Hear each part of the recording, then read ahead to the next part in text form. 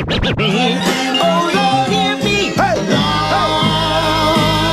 this one go since we cut it off earlier and bring it back. The world famous Mr. Magic Rap Attack presents a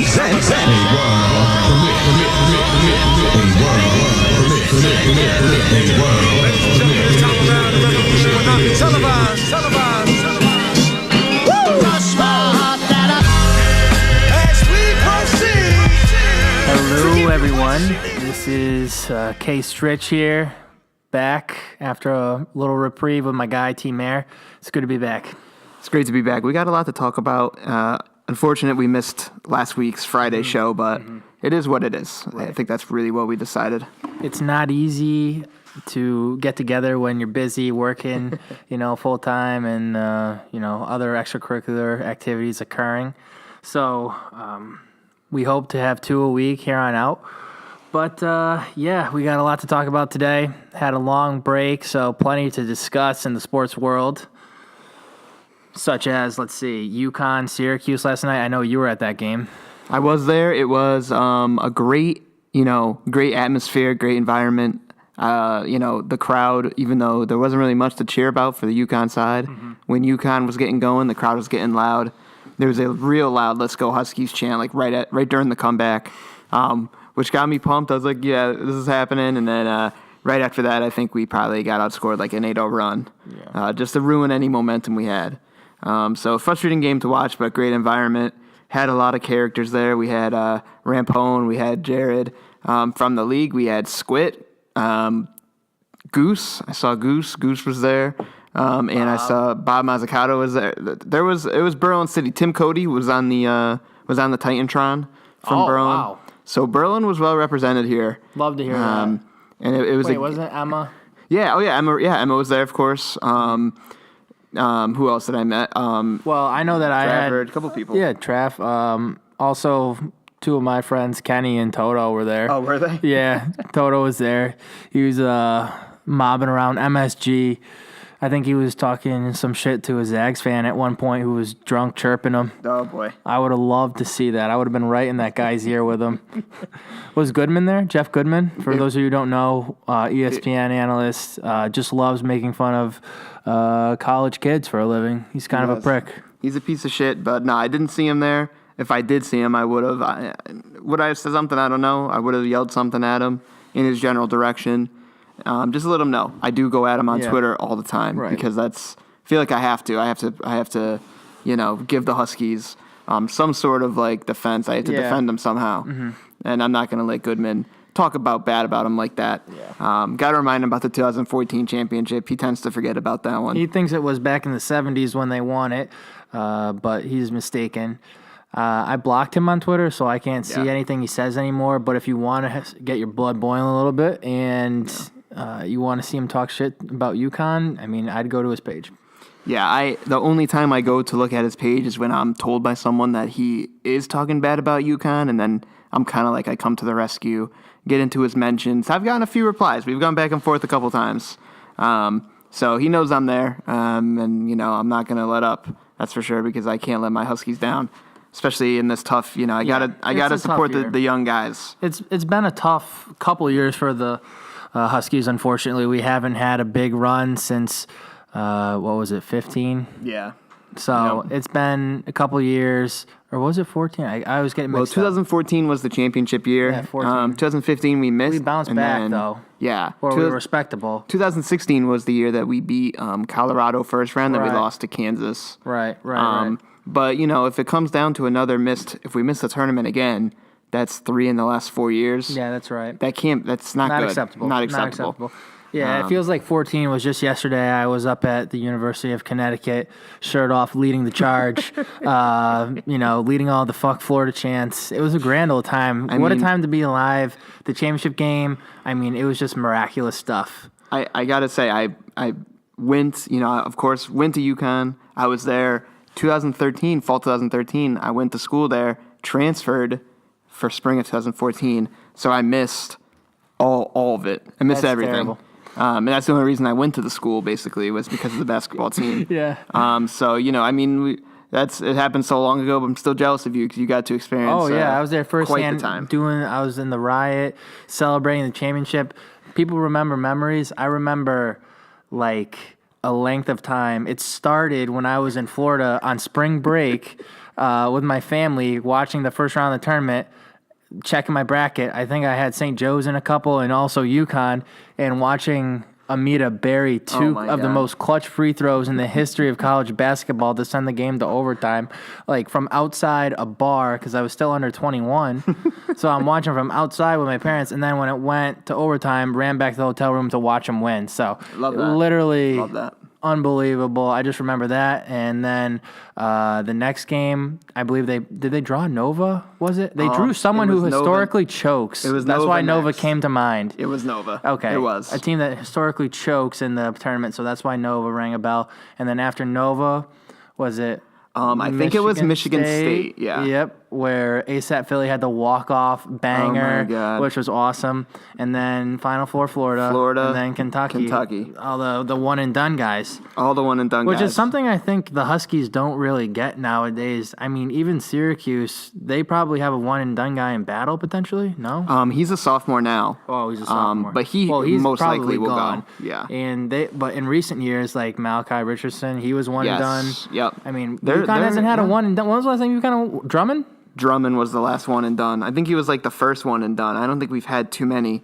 And yeah, miss you, Andre. We miss Andre. Of course we do. Of course, even though he wasn't that good when we had him on the team. No, but I still saw this coming. Him being, almost a superstar at this point. But yeah, I mean, we've never had really a one and done guy. The guys who come out from Syracuse who are one and done guys are always guys you have never heard of, and then the tournament comes and they play well and they think they can make a lot of money. Like Richardson, like Ennis. Like Daniel Hamilton. At least Daniel Hamilton is representing pretty well. Averaged a triple-double, I think, for a week in the NBA D-League. He was player of the week. Oh, how recent is this? This was, I think, last week he was named player of the week. So he's starting to turn around a little bit. Okay. Yeah, so we might see him sooner than later. Yeah. But he could have used another year, and we could have used him badly last year. Definitely. He would have been a huge help to the team because he sort of did it all. He wasn't the best outside shooter, but he could get to the rim and facilitate, at least handle the ball. Yep. Yeah, he's one of those guys who I think for UConn might kind of go down as one of those, not like a memorable player, but he was really good. We had some good years with him. Know who I miss? Rashad Anderson. Yeah, those guys back in the day, all those guys. He was just knockdown shooter. UConn couldn't hit the ball if they were in the middle of the freaking Pacific. They could be in a little rowboat. Oh my God. We'd have Anderson out there, Larrier, and they'd all be just chucking bricks, somehow hitting sand. Yeah, Larrier, I don't know what to say about him. He is just very average. He just can't do anything. Like he turned the ball over, I think, like 5 times last night. Adams had minimum 4 or 5 turnovers. We had 13 turnovers in the first half. The zone was tough to beat. Syracuse is just always long as hell. It's just annoying. They are, and that's another reason that I always come to dislike them is because they try and play that zone. But one thing I will say is that UConn came out in a zone, and it just like blew my mind. Like, I thought it was very odd. I just said to myself, like, you're really gonna try and like beat Jim Boeheim like with the zone. Yeah, like that's his thing, and they obviously practice against it in practice, so they're obviously pretty good against it. They torched it every time. Every possession, they got an open shot, and it was just whether they would hit or not. Yeah. So it was brutal, but in total, a great time. Yeah. It's my first time at MSG. Yeah. I got home at 4 a.m. That sounds terrible, and I had to be up today at about 6:45, so I could not have attended. No. Yeah. So you made the right decision. Yeah. But yeah, I mean, when it comes to those one and done players, all I can really say is, with the Huskies, at least we're doing it. So if the one and done does get removed, which is being talked about, at least, I guess UConn will have the upper hand. It's going to be close. Is that how maybe there'll be more guys going like straight to the league and maybe the D League or something overseas more. I don't know. That could be it. I think the games will still be competitive. I feel like just because you're losing maybe a couple guys going to the NBA, it's still going to be fun. Oh, yeah. Oh, 100%. It would be really fun if they had to stay for 3 years. That would be the most fun. That would be something. That you'd have to think about That who would some be of these teams electric. are. That would, think of some of these teams. Like, Pretty sure Karl Anthony Towns would be a junior. I think he is. I think he would would be be. a senior at this point. He'd be averaging like 50 a game. It would be ridiculous. Can you imagine? I would love nothing. I would love that. I would love some of these guys to stay. That would be awesome. Oh, well, it is what it is. It is I'm not what- even in really any of the college basketball mode yet, though. I still got to, get over the football season before I really start tuning into other teams besides UConn. I agree, especially because, in our league, our fantasy football league, Brown Fantasy Football League, we're in week 14, which is the first round of the playoffs. So right now I'm still very much in the football mindset, Absolutely. very much in the fantasy mindset, just trying to make sure that I don't. I can't slack off on, and people, no one in our league slacks off to begin with. But if you, take off a little bit, step off the gas a little bit, other teams are going to be on top of things. That's how true. it is. You really can't make a mistake like that where you're not paying attention to the wire and what's happening in the NFL with injuries, whatever it may be, on both sides of the ball for defenses. We know that those play a huge part, unfortunately, in the fantasy world. So you got to be on your toes. I made that mistake actually this coming week. I really didn't prepare for my defense coming in because I have the Saints defense, who I like. They have like some big play potential, and they are playing the Falcons, and I can't. it's not the I best. couldn't play it, so I had to make some moves, and we'll see what happens. The playoff in our league is going to be competitive as usual, As always, yes. especially now that we have the rule finally came into effect, the under 500 rule.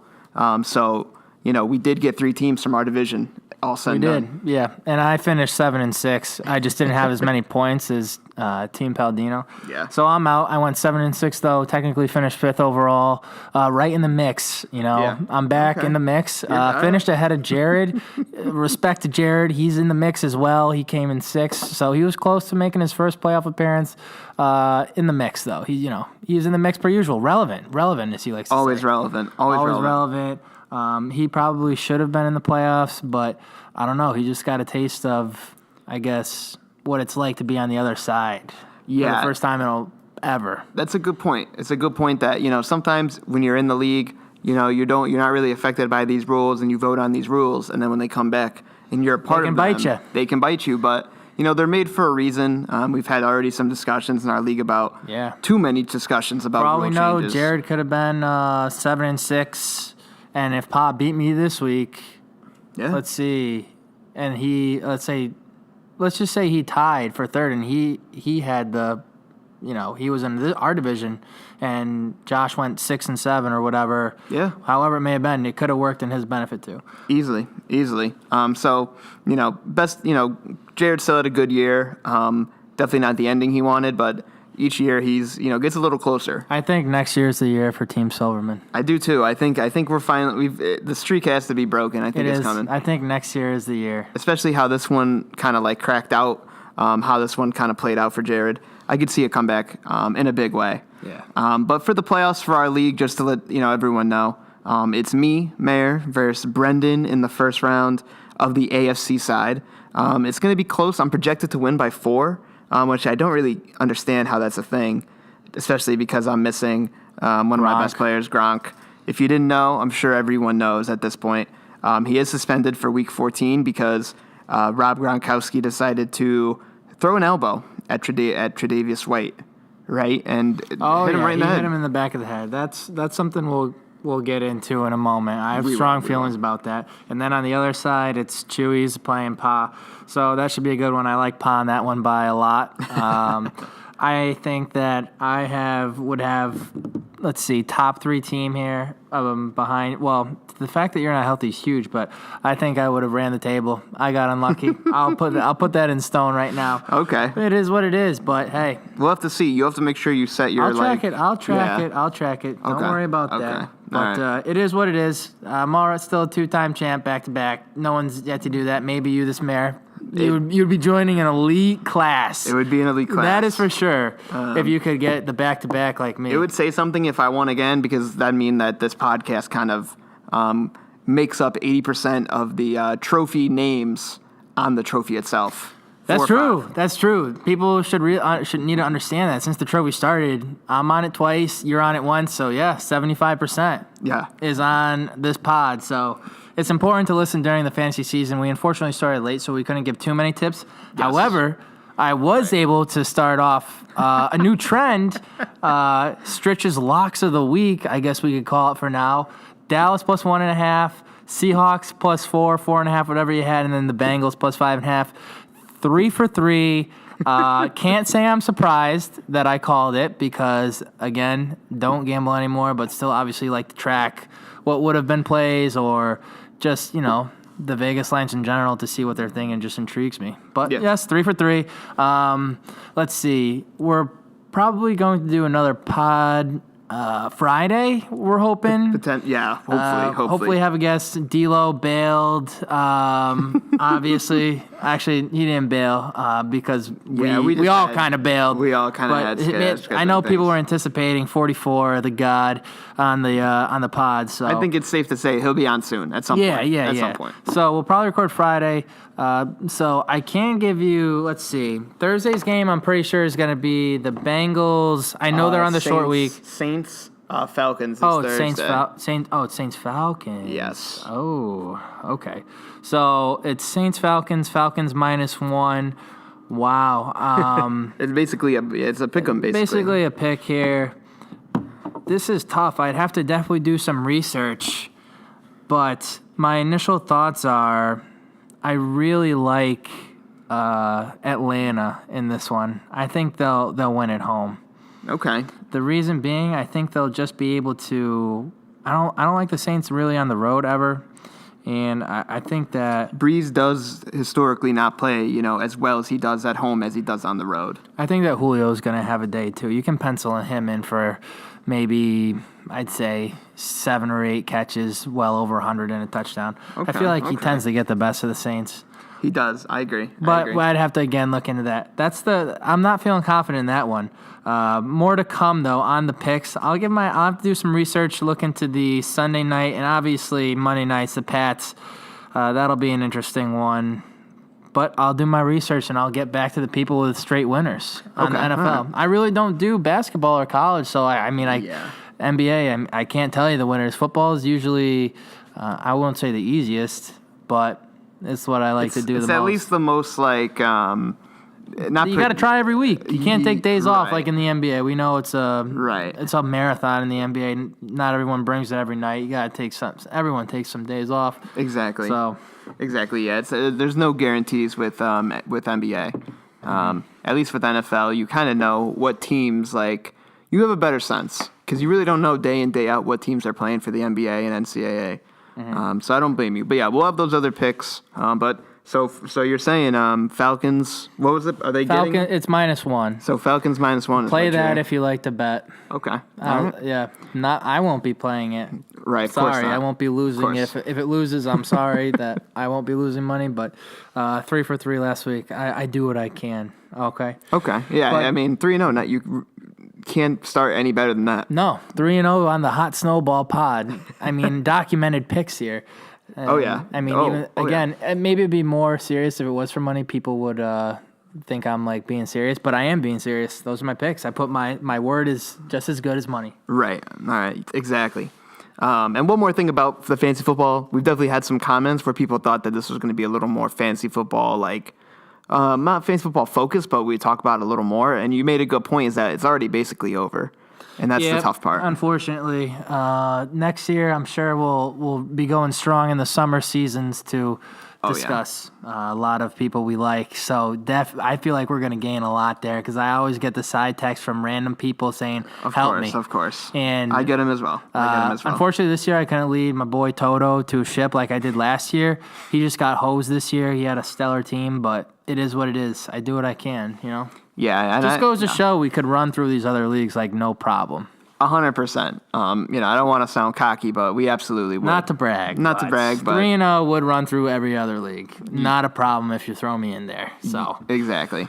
But let's keep talking about the NFL here. You mentioned the Gronk suspension, 1 game. It seems like a lot of professional athletes have been getting suspended. So let's talk about suspensions for a bit. Gronk basically forearm shivers a dude pretty hard. Everyone said he had the brace on, throws it to the back of the guy's head. Concussion, allegedly. Don't know how accurate that is. I mean, how did they know he had a concussion already? Yeah. I don't know. I'm not a concussion expert. Might have to bring in Peter Lattis so he can come tell us off the rip if he thinks that's a concussion that Gronk gave him. I didn't think so. I didn't think it was worthy of one game just because he doesn't have a reputation of, cheap shotting players like other people in the league do. You can talk about Perfect on Cincy. You could talk about like Talib. I mean, there's guys out there that have like a record, a history, and that matters. Like if it's your, like in life, if you have a DUI the third time, like you're fucked. You're done. Like you get one the first time, you're like still in trouble. It's not that serious. I mean, this is the first thing Gronk's done, and he was just absolutely destroying. What was it, Tre'Davious White? Tre'Davious. Let's take a look at his stats. 9 catches, 147, and if you watch that game, he absolutely mossed the shit out of him. And basically, it was a pick, and he just took it from him like a piece of candy. Yeah. Just like stole it from him like he's a child. And he was, I can understand White was probably salty. He's pushing off on Gronk all game, holding him, probably doing some dirty shit that we don't see on the film when we're watching. And then he retaliated after he's getting held, pushes off, and there's an interception. I would be pissed too. I understood Gronk doing what he did 100%, especially when you know that Gronk gets a little emotional at times. He's known to be like a very emotional guy. So, I thought the one game was a little unwarranted. I thought a fine would have been good. Really, my question, though, with the concussion part is that how do we have these helmets, right? These helmets are supposed to be foolproof, help protect the players. How did a forearm from Gronk cause a concussion on Tre'Davious White? I'm going to go ahead and say it's probably because Gronk is so big and strong, like being like a 250, 60, whatever pound man. Right. Using all of his force apparently and just falling on him even harder would cause him to get a concussion. But that's also a surprise. I'm surprised. Like, if you told me that gave him a concussion, I'd be like, what are you talking about? There's absolutely no way this dude just got a concussion from that. Also, do we know if, like, the play was dead? It looked like he was kind of in bounds, kind of out of bounds. Like, you never know if he tries to get up. Right. But probably not the case. I love Portnoy making that argument, though. I did see that. Also, I don't understand how he gets one game. Someone really, really needs to explain why AJ Green got 0. That just needs to be explained to me. Like, I understand, like, it was a cheap shot. I'm not saying Gronk didn't hit him when he wasn't looking. But, I mean, AJ Green kind of did the same thing or really caught him off guard and put him in a headlock and started punching him in the head.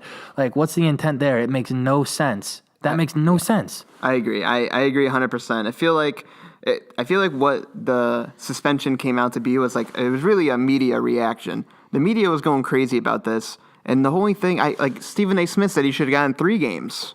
And my God. I know. These guys are just so soft. It's ridiculous. Like, you're playing football. Like, I understand. That's a cheap shot. Like, okay. But these things happen, like, in general all the time. Like, people get pushed when they're not looking. Juju Smith-Schuster hit perfect. He should not have been suspended for that hit. It's probably because he taunted him, walked over him. I mean, you get the flag and move on. I mean, I just don't understand. Like, I was listening to some ESPN radio on my ride home from work. They were saying, what if he doesn't do that and then the guy goes and makes a play or something like that? I mean, you never know what could happen in the football. Your brain doesn't have time to react to that type of stuff. Like, are you going to hit him? Are you not going to hit him? Like, what's going to happen, Right. They have to commit to, like, what they're going to do, in, like, a very short span of time. It's very hard to hold up. I mean, and as long as you're not going at the guy's, I guess, head, like Gronk went at the guy's head, friggin' him in the head. But, I mean, I'm sure his intentions weren't to give him a concussion, even though it happened. Right. And still, I just don't, these helmets are so, like, we hear all these things, like, these helmets are high grade, they're going to protect the players. Little elbow from Gronk, this guy's a little concussed. I mean, hey, I'm not saying that he's faking it or anything. I'm just saying, like, are these helmets doing anything? Like, if a little elbow like that is not going to hurt you, like, what's, I know. I just don't understand. It didn't even look that bad. I mean, at first. It's whatever me, obviously, because I'm a Patriots fan. Like, I get it. It was dirty, but it doesn't look that bad to me. I mean, if someone else did that in like the 49ers and hit a guy who's like basically irrelevant on defense, I'd be like, oh, like that was kind of dirty. You shouldn't have done it. I wouldn't be like, this guy's an asshole. Like, what a piece of shit. Like, he did it. He apologized. And they're saying the apology's not enough. Like, what's he supposed to do? Like, oh, my God, he can't work next week. Oh, how much money does this guy make? He makes a ton of money. You can relax about the money thing. That's always funny, too, how they say that. Oh, Gronk's missing out on $250,000. Like, I'm pretty sure he's, like, making millions upon millions. And he's pretty well off. I mean, Jesus, they're acting like the guy's about to go bankrupt or something. Like, all these players. Oh, yeah. Makes no sense. They always said that was with Zeke, too, when Zeke was going through the process. They said, oh, Zeke would lose like a total of like $600,000 for all the combined games he missed. Do you think he really cares about that? You know, maybe that's a little bit more than what they're saying with Gronk. But still, like, these players, especially these great players, they're making money on and off the court, or on the field, off the field. I'm sorry, and that's just how it is. And so when I hear about these like fines and stuff, I'm just like, you know, give me a break. Give me a break. It's such a joke, and also it's a lot of controversy with the Patriots this week. Brady was going at Josh McDaniels' head over that one play. It was kind of intense, where apparently Tommy missed the player, one of the options, second or third, that was wide open. McDaniels was pretty pissed about it because obviously, if it were a more meaningful game, stuff like that can cost you, you know, a big win. Right. And one thing I saw on social media was Odell Beckham saying, like, if that were him, everyone would say, like, he's a big baby, crying, whining, like, that's not passionate, like, you know, like that thing, sort of way of reacting to it. But I think he was a little overreacting a little bit. I understand it's just because people, the haters who go at him will say that. Right. I mean, there's probably people who do it for Gronk too. They just make it a more big deal, I guess, to Odell because he's on Twitter and Tom's not. I don't know. Yeah, that's a good question. I mean, there's no doubt that, you know, Brady, like when Brady did that, you know, it all got circled around. Like, you know, I saw it on Twitter and stuff like that, and everyone's like, oh, look at Brady. He's such a fierce competitor. So I do see Odell's side a bit, because when Odell acts like that, like when Dez acts like that on the sideline, everyone gives Dez a hard time about it. So I do understand that, you know, he's a little frustrated at the double standard, but when you think about it, Tom really has earned that kind of reputation. I was just going to say, I think Brady's obviously proven himself. You know, he's won 5 Super Bowls. So, I mean, Dez and Odell would have to kind of catch up a little bit to maybe earn that respect, I guess. But in general, I mean, it depends, I guess, who you're referring to as the haters and whatnot. I mean, I'm sure Odell has a lot of people don't like him because he also might be a little more, I don't know, cocky, I guess, when he maybe makes a big play. Like, Brady is, like, subtly cocky, which I love. He is. It's, like, low-key. Like, you don't pick up on it, and you can't say, like, he definitely is.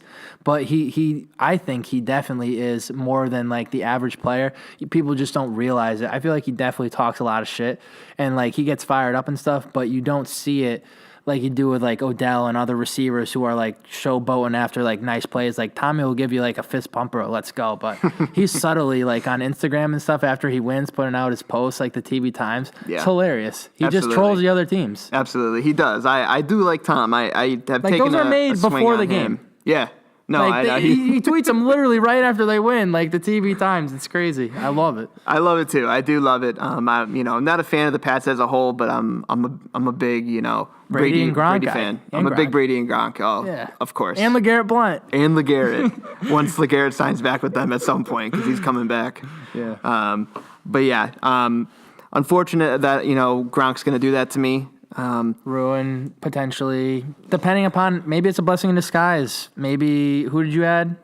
Cameron Brate. Maybe Brate can have 2 touchdowns and it's like nothing happened. Could be a blessing in disguise. You never know. Yeah, I guess you do never know. Because, let's see, week 12 when the Pats played Miami, Gronk, I was hoping he had a dud, but It looks like he had 5 catches, 82 yards, and 2 touchdowns. So Right before that game, he did have a span of games where he was a little mediocre. He had like 100 yards total in 2 games, which is still good, but when it comes to like a top pick like him in fantasy, you expect a little more. Right. Oh, yeah, that's fair. Fair enough. So, I mean, maybe that is going to come back to bite you. Time will tell. We'll see. I don't want to even really, speculate on how it's going to go. You never know. He's a red zone machine. I have confidence. I'll be, rooting for whoever. I just want to see a close matchup in fantasy. I think it'll be close. If anything, I think me and Brendan. Brendan has my number. He's beaten me 2 times this year. Yeah. Maybe you're due, though. That could I mean might you're be due. I could be due. Could be due. We will see. But going off the ejections, there was one in the NBA for a player that we absolutely can't stand. Yeah. Of course, the biggest baby in the league, Kevin Durant, 3rd suspension. He's only been suspended before the season 1 time. Now he has 4 suspensions on his record. 4 ejections on his record. He's soft. It's just so sad. I was never a fan of him to begin with because I've always been a LeBron guy, but I didn't think he was this big of a wimp. This mentally soft. He's got to be one of the softest players of all time.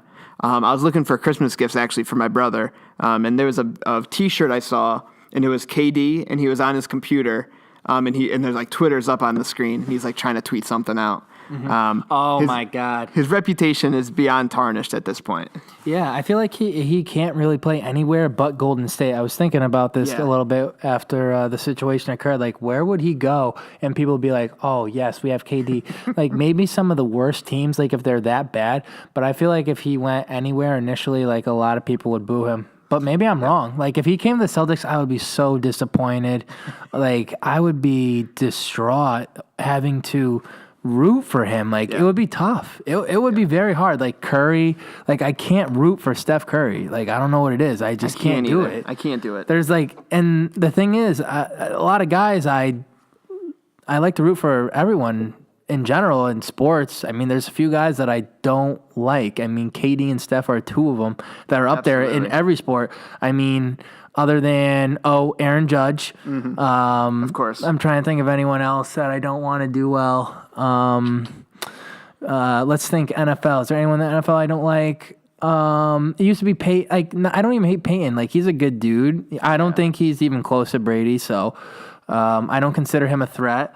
Like, I don't know. It's KD and Steph. That's like what initially comes to mind. KD and Steph, 1 and 2, easily my most, least favorite players. Draymond is 3, but I've come to respect Draymond a little bit, not because of his basketball skills. I think he's okay, but that's not why. I just think that he's doing a real good job of trolling people real hard. He can really troll people. When I'm on the other side of it, like if he's talking bad about LeBron or the Cavs, I'll think he's annoying. But when he gets underneath, like he gets underneath the skin of some of these other players, I do chuckle. But those are top 3. Aaron Judge, I hate Jim Boeheim. Oh, Boeheim, yeah. Calipari. Don't like Cal. Coach K. I like K. I like K. I know you don't like K. K, I'm a fan of. I don't, and I respect them, just don't like them. Yeah, that's fine. I mean, the one thing I used to like about K was he worked with players for like 4 years, and he would build like a solid team up that wasn't one and dones. But Duke is on that train of one and dones now. It's kind of annoying. I can't lie, because my favorite player growing up was Redick, for sure. And I loved watching like John Shire, Greg Paulus, Mick Roberts, Sheldon Williams. I mean, they had a lot of good players that I liked. I mean, the Plumlee brothers, I mean, they were all there a decent amount of time. I mean, the only one and done they really had was like Rivers and Kyrie, I guess. And Rivers, I mean, he was whatever. Yeah. I mean, that was when I was a freshman in college, and I think Kyrie was the year before. That was when we were in senior year of high school. Right, so, right. So, I mean, those are the only 2 I could think of back then. Other than those 2, not many. Oh, Rodney Hood. I mean, not like Justice Winslow, Okafor, Tyus Jones. Yeah. Like, they're all going one and done. It's kind of annoying. I still like to root for the Dukies because I don't really like North Carolina that much. But they would be like up there as like the second team I'd want to see do well, but definitely want to see the Huskies win before anybody else. Of course, that's right. I'd expect that answer. Yeah.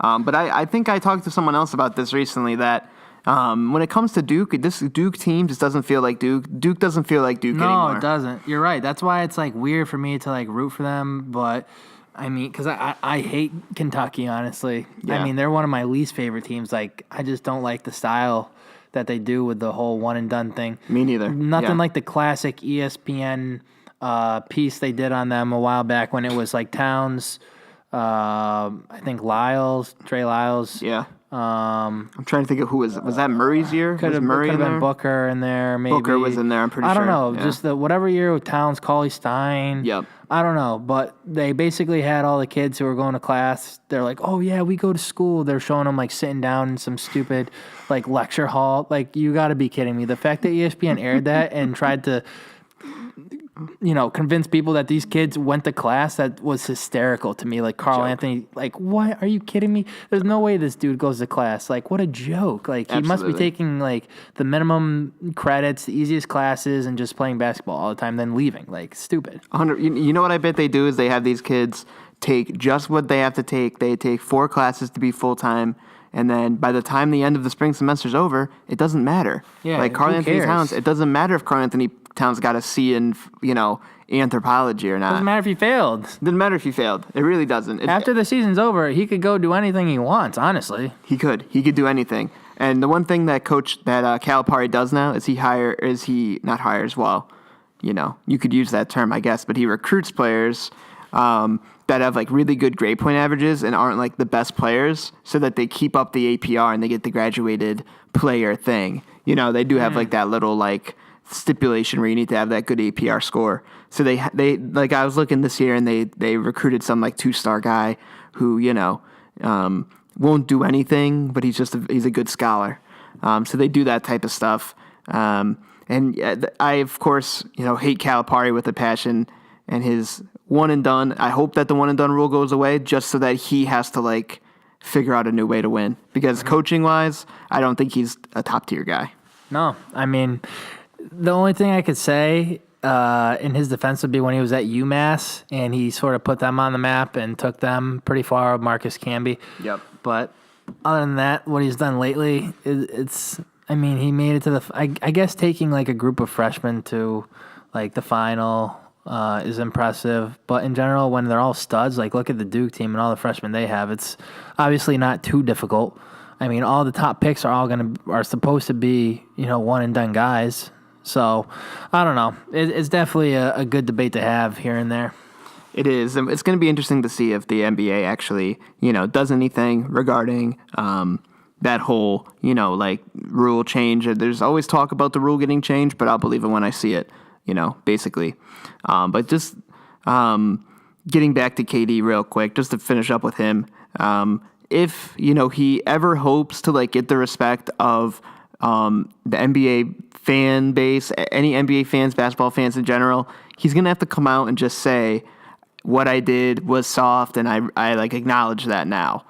Because other than that, I think I agree with you. I don't think anyone would want to play with the guy. Mm-hmm. And, there's going to be some fans. You say that if the Celtics got him, that you'd be upset. But I guarantee you that 95% of the Celtics fans, if they got KD, would cum their pants and would just be the happiest people in the world. I'm already picturing all the Celtics fans. I mean, the KD fans of the world. Like, somehow there are people out there that like Durant in general. So there are. It's sad but true. Beta mindset, basically. Right. So ultimately, there would be probably a good amount that support him, especially if they win a championship. I'd be like, all right, well, oh well. I mean, it is what it is. I guess if Steph isn't winning one, and it's not a super team anymore, it'd be okay. But in general, it'd be a tough adjustment. I don't think I could ever come back from hating him. Even if he personally came up to me and told me why and tried to get me on his side, I would say no. I would say I don't. Sort of like a change my mind type of deal. Yeah, I would say tough. Get out of my face. Yeah, I don't even want. It would be hard, no doubt about it. It would. So, real quick, we got to get to, of course, every week, Savage of the Week. Last week was that Croatian politician who killed himself with the poison, and that was confirmed to be poison, which is kind of crazy. I assumed it was because he died, right. But we do know that he definitely did do that. This week, This week's is a savage, I think, for all the wrong reasons. Well, it's last week's technically. We'll call it last week technically. Right. Because this week's not complete. So she's being celebrated as Savage of the Week this week for what she did the previous week. Right, that's how it's going to work. That's how it's going to go. Yeah. And basically what she did, I don't know her name. It's this Iranian girl, 22 years old. You had to have seen this. She got over 50 surgeries done on her face to look like Angelina Jolie. Plot twist, she looks like a zombie from a movie or a show like The Walking Dead. It's absolutely hideous. It's hard to look at her. She's absolutely disgusting. And if like I wasn't feeling well and I wanted to throw up, that's what I would look at because she's absolutely foul. And it would be definitely scary if you cross paths with this chick, like in general at like a supermarket or pumping gas and she drives by, like I'd be very scared. Yeah. Going for a run at night if she was walking her dog, I'd be very scared. Also, what was I going to say about this broad? One of the dumber things I've ever seen in my life, like she can't actually think she looks good. Like that's just blows my mind. That was what I was thinking is at what point did she look at herself in the mirror and was like, this is going well. Like I'm going to continue getting these 50 surgeries because right now I'm seeing some serious progress. I don't think I think in her mind, she probably looks just like her. Even though her nose looks like it's kind of like square, like she looks like an alien. Like a zombie is a good way to put it. She does look like a Walking Dead zombie when the makeup's on. Do you know if she lives in the United States or Iraq? I think she lives in Iran. Oh, well, that's good then that she did that to her face because doesn't she have to cover it up with like cloths and shit? That's a good point. She might have to, but it'd make you that would make me even further question why she would get her face done. Right, it sort of defeats the purpose. And that would make me question even more. How did she get that? How did she get away with that? How did she get that type of money? That just opens the can of worms of, so many more questions that, you could really get to. Mm-hmm. But, she got those 50 surgeries. She's only 22 years old. And we saw a picture of her before that, and she actually looked okay, I thought. Respectable. Well, compared to, she looked great. She looked fantastic compared to what it looks like right now. So just a quick shout out to her. I don't know her name.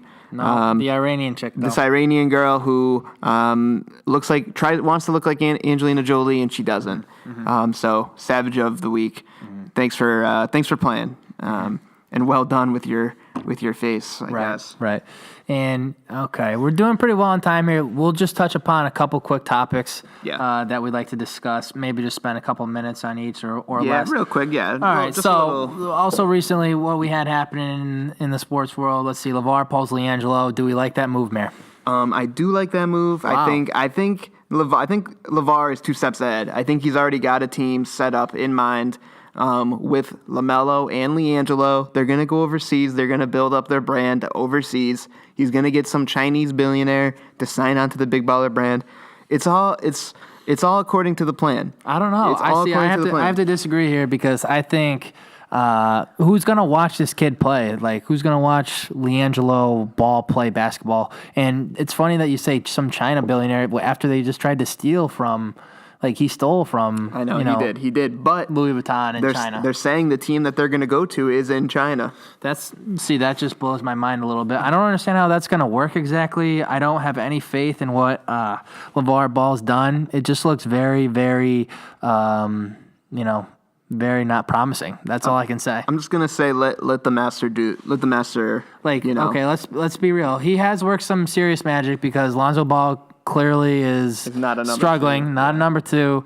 Tatum looks like the guy right now. He's shooting over 50% from 3. He started today. 4 for 4 yesterday to start the game. It couldn't even been 5 for 5. I'm not sure. Yeah. I only watched about 3 quarters before I went to bed, and the Celtics won that, of course. But Tatum's been lights out from 3. Funny that he is because at the beginning of the year, my dad was criticizing him, saying, "Can this guy shoot? Looks like he can. Let's get this guy in the 3-point contest." It looks like he's a stud from 3 and in general. But back to the balls, not a fan of Lonzo. Pretty sure he had 0 field goals he made the other day against the Rockets when I tuned into a Laker game. 0 for 3 from 3, 0 for 4 from the field in general. 2 points, I think maybe a rebound or 2 assists, block here, whatever. Basically did nothing, useless. Gonna be shocked if he can stay around. I'm just impressed that LeVar was able to sell him so high and like make him some money and build his brand up a little bit. Like, it's kind of crazy. It is. He has. So he was successful in that aspect of building the brand up a little bit and trying to like sell it. I mean, I honestly don't know. Like people say he's the best father. I have this theory that he is using the kids and doesn't give two fucks about them. Like I can see that's that. my I can see theory. it. Like people think he's the dad of the year, like doing all this great stuff. Like every dad should be, believing in their kids. They can be the best. They can be, believe they could beat the best players in the world in one-on-one or in general. I mean, it's what you're supposed to kind of do, and everyone loves him for it. But I mean, I don't know. I think I hope because he is kind of annoying. Like it's fun here and there, but I'm predicting he's gonna fall off. Probably. Within the next, I'll say 4 years. I would say 5, but since his, little son LaMelo has to come up, I mean, it's unfortunately it could be a while. But I'm hoping before 4. I mean, but who knows? We'll see. It's entertainment, which is yeah. why he'll probably end up being around. But he's just like I heard Coward say, he's just loud. I don't feel like he has any. I don't know, not that much smarts behind him. Maybe he does though. I don't know. This is just my opinion.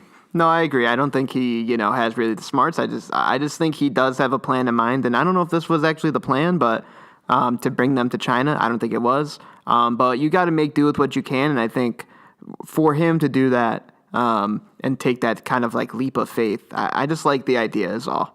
And I think that's just what I'm leaving it at. Is that I do like this idea of going overseas and trying to further your brand. Yeah. Matt Carcetti, pitcher from our town, used to pitch for Berlin High School, decided to go to Japan to up his stock. So we'll see how that goes for him. But True. I think, it's the people over there. There's so many people. There's so much money to be made. I'm not counting it out just yet. That's all I'm saying. Yeah, you're right. You can't count it out. I'm not buying into the triple B stock. That's for damn sure. But yeah, that's what we got in the balls. Next, the college football playoff. This was, some people thought, the wrong decision to put Bama in the 4th team. Obviously, we had Clemson 1, Oklahoma 2, Georgia 3. Alabama sneaks in 11-1. Didn't play in their conference championship. Didn't really have any significant wins at all this season. Scheduled some easier games. They tried to schedule a tough one in FSU. Turned out Francois didn't really play that game because he got hurt. Yeah. Either that game in the very beginning or the game before. So it wasn't the Florida State team they thought. So basically it's a pointless win. Some thought Ohio State should have been in, given the fact they won their conference championship, beat an undefeated Wisconsin. But ultimately it was Bama who got in, which is who I expected. But it's tough to say like how the committee works. Like I've been hearing theories left and right. It's just how they operate year to year. Like they can make a case for the team that they like, apparently. Like this year they like the fact that I guess Bama played in the SEC, still considered it strong. Since Ohio State had those 2 bad losses, I mean, how are you going to reward them for that? Like, you can't, unfortunately, so you have no choice. I mean, you're not going to end up putting in, just looking at the top 25, like the teams outside of there, like Wisconsin, they don't have any good wins. None. I mean, the Big Ten technically is very down. Like, people think it's better than it is. If you just look at the teams in general, like Penn State, this year they lost, to Ohio State, so you can't put them in over Ohio State, and they lost to Michigan State, and those were their 2 toughest games. They really have nothing after that.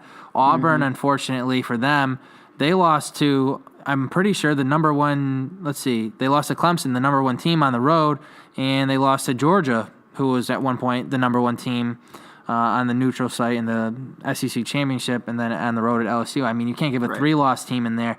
So what are you supposed to do? You can make cases for both teams.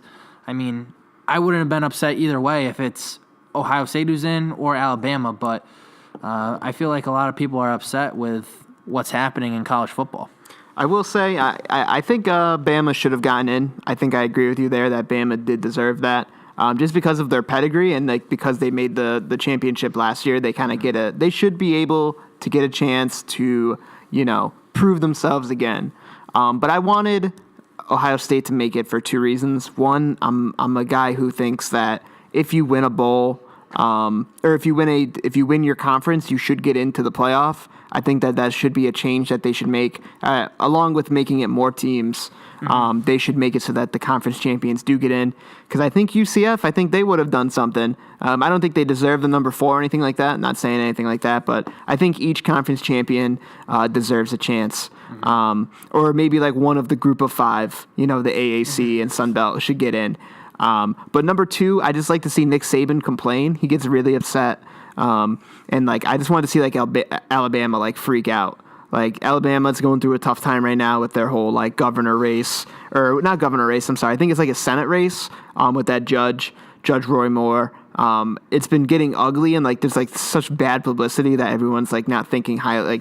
Alabama's got a lot going for it. And even if this was another thing to topple on, I just would like to see Alabama fall into a civil unrest. They'd be going insane. Yeah, and I mean, just looking at Alabama's schedule, they consider Fresno State one of the good wins on there, and Fresno State, even though they're top 25, is pretty poor to say the least, because they play nobody either. I mean, there's really no good wins at A&M. A&M ended up not being too well. I'm pretty sure they only had 7 wins this year, and then they finally lose the biggest game of the season in the Iron Bowl. I mean, the resume is not impressive, but the one thing that I'm afraid of is these teams are going to schedule easy games. If Ohio State had scheduled not OU, but someone trashy like South Alabama, maybe they get in with 1 loss and win the conference championship. That's a good point. But they went out there and they challenged Oklahoma, and they lost. Yeah. And it ended up to bite them, ultimately. It's going to be interesting to see. You want to see the best games possible. I want to see these good teams play. It also matters when you lose, obviously, because it doesn't matter. If a team loses late in the year, that's going to hurt way more than if you do early in the year, right. Which does make sense, even though it could still be 2 11-1 teams. But it matters how you're performing at the end of the season, not the beginning, because teams obviously get better, change. Right.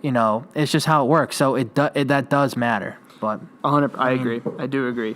It is what it is. It is what it is. Yeah. The only other thing I was going to say about if they do expand to 8 teams, get the conference championships winners in there, I mean, you could still have the issue where people are complaining about who then should get into the top 8. You'll have the teams at 9, 10 complaining. You're not going to win no matter what. So, I mean, even though that's a good idea, there is no solution, And if you look at it, I mean, you can make the argument, why even sort of keep score? You should just look at the tape. I was hearing that as well, because if you look at the tape, I mean, I feel like that's sort of what the committee's kind of going off of, rather than the, I don't even know, the level of competition, I guess you could say. Right. Yeah, it's tough. And as you said, we don't know, what they're judging off. Each, they have, it's kind of like with the power rankings for our league, people think that it's, there's going to be a universal code of what you judge on. There's none. It's really a personal preference. And so these guys are just coming up with their own, rankings based off what they see the criteria to be. So it's tough to say who's going to be in when and who's going to vote which way. I'd love to be in the room, to see them vote at some point, just to see how they would come up with that. But I think that's pretty much it for this show. One last thing I think we should do, if you had to make a prediction for that, I believe he's Japanese, the Japanese sensation, Shohei Ohtani. He's been rumored. He's the guy who can pitch and hit, and they're saying that if he goes to a AL team, he's going to DH on his off days. So that would be interesting. He has a couple teams in mind. Red Sox and Yankees are out. A lot of teams are out, a lot of West Coast teams. So I just want to get on the record, little prediction. Who do you think Ohtani is going to, if you had to make any choice? And it's most likely going to be one of those 7 last teams. Yeah. But before he makes his decision, what are you thinking? I'm going to go with the Mariners, just because that's where Ichiro went, and he probably wants to try and be, Japanese legend like him. Okay. Just go to the Mariners and try and do what he can there. I'm not really sold on this cat. Just because I don't know much about him. And in general, I mean, I get it. There's good Japanese baseball players out there in the MLB. They just, I don't know. I'm just going to, I don't know if this is bias or racist, but I think just the guys from the Dominican and whatever are better than Japanese baseball players. I'm not really impressed. Like, remember Daisuke? We were talking about this before. He came over. He's supposed to have this crazy gyro ball. People hit him left and right. I mean, he had a couple good seasons here and there. It wasn't like this guy was a stud, like unbelievable comes in. I feel like this guy will come in and be mediocre at best. I don't feel like he's definitely not gonna pitch and hit. I mean, if he's in the NL, obviously he will. But I feel like he'd key on one, and you'd be surprised to see how tough it might be for him in the major leagues, in the MLB. I think you and I and all Red Sox fans are kind of wary of those Japanese pitchers because we had Daisuke, and Daisuke would have to warm up from 100 and 120 feet. He'd have to throw like 100 balls before he was warmed up. He had all these weird things. We tried to change it. It was a mess. Yeah. These Japanese pitchers, they don't follow the rules basically that we follow here. And they play with smaller balls, I think, or lighter balls. And so Ohtani, it's going to be a project. And I've seen the Mariners. I'm going to go with the Padres because I think, from what I've read, this guy just really wants to be in like a low, small team environment. So I'm going to say the Padres. I think the Padres are due for any good news in general. They have plenty of, I feel like, room too if they want to spend on this guy as well. I mean, I was looking at something about teams that spend the most money in the majors, and the Padres are basically the lowest payroll. They are basically the lowest payroll. So I mean, maybe he goes there. We'll see though. Yeah, it's going to be interesting to see, especially because it's supposed to be coming out soon where he's going. So we'll be sure to keep an eye on that and see, if we were right or not. But I think that's it for today. We're hoping to be back on Friday to record for the Saturday pod. Mm-hmm. Hopefully we have a guest. If not, maybe we could have Rampone on because we can discuss. He came in last place in the BFFL, unfortunately, like we said in prior pods, due to David Johnson basically going down, first-round pick. Very important piece to the puzzle. It is what it is, and he can discuss his punishment when he comes on here. Maybe that'd be great. That could be it. That's a potential. Maybe Brancato, maybe D'Lo, maybe we get a rando. I was talking with a friend of mine from school. He says he wants a call-in. He lives in Jersey. We can definitely do a call-in. I'd have to figure out the logistics, but it would be simple to do. My guy Sean Coloni, big LeBron guy, big Eli guy. Probably just a big New York guy in general. Okay. All right. Interesting that he's a New York guy and a LeBron guy. Well, New Jersey is in New York, because New Jersey didn't really have teams, unfortunately. Right. Well, that's like Tony Soprano. He roots for the Mets. Tony, that's my guy, too. We'll have to talk some Sopranos. We do. I think that's for another we got to have Jared on, talk some Sopranos. I know he's watching it right now. Yeah. Anyone in general who's seen the show, we got to talk it. But yeah, so, next episode, hopefully we'll have a guest. If not, we'll still be here. And just make sure we did make the Hot Snowball Pod a Twitter. It's at Hot Snowball Pod. Simple enough. I was glad to grab that when I could. So we got that. If you want to give that a follow, we're going to be putting some stuff up on there. Mm-hmm. And make sure to follow us at our personal Twitters at Tyler_Mayor. And then Stritch is at KStritch3. Mm-hmm. Yep. Mm-hmm. Thanks again for listening. Episode 3, basically in the books. I mean, that's it. That'll do it. People can keep texting myself or Mayor or hit us up on social media if they want us to discuss anything. We'll work on the call-ins. If you're from out of state, we'll try and figure that out. And I will, before we leave, put my stamp of approval on the Thursday night game. However, I would lean Atlanta -1. However, under 51.5 I see on my phone. I would say give me that under. And another person we can have on, we keep rambling here before we wrap up, but Kareska. Oh, my God. Kyle. Absolutely, I would love to. Big bet Kareska. I want Kirsch on here. We need to talk some of his parlays. He's the parlay king. So we'll have to have Kirsch on at some point just to discuss how he goes about his research. I mean, he texts me all the time how he's 6 of 7. He's won off the parlays. He lives for the parlays. Yeah. And I mean, I feel like if Kirsch bet the single bets, he'd be up thousands. We might have to have Kirsch on. We can get a Kirsch special. I would love that. I would love nothing more. We've got a lot of stuff planned that I think we want to do. Yeah. So hopefully we get Kirsch Hopefully we can get people in because, December 6th, the holidays, people got to be shopping. And, it's a busy time of the year. And Wood's going to be back. So part 2 could be around the corner, people. It could be. So watch out for that. And watch out on Friday for the episode 4. Mm-hmm. I'm Mayor. Stritch here, K Stritch. Thank you for listening, everyone. And we'll get back to you in a couple days.